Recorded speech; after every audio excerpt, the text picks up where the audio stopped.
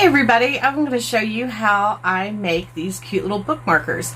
This is one of my favorite scrap busting projects and they're super easy to make. So let's get started.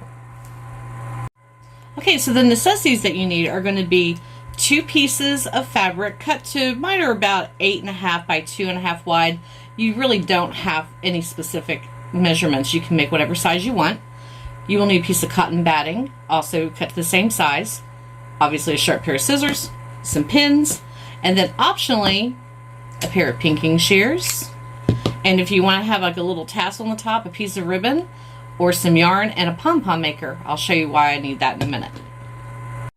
Okay, so the first thing you're going to do is you're going to take one piece of your fabric and you're going to take that good side and lay it on the top of the other piece so that both have the right sides facing together.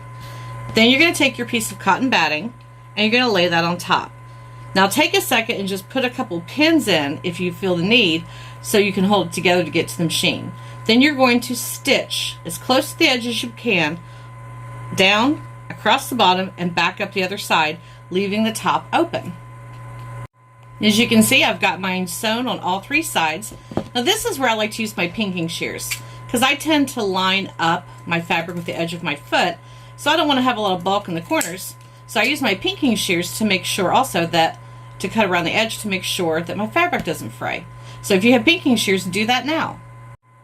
So now all you have to do is turn it right side out. It's a good idea to have a chopstick or a pencil to help you. So you can see I have it all turned the correct side out, and you can see using a chopstick down inside really helps poke out those corners. Okay, so now we're almost to the end.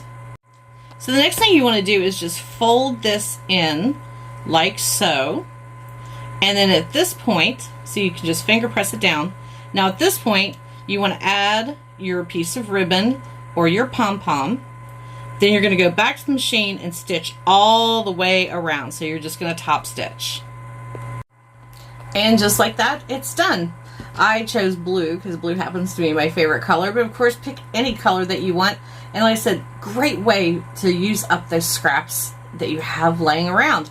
They make great gifts for, mothers, teachers, your best friend, or for kids to, you can make them for your kids to give to their friends. It also helps encourage reading. All right, I hope you had fun making one. And if you did, drop a comment or post up some pictures. Let me see what you make.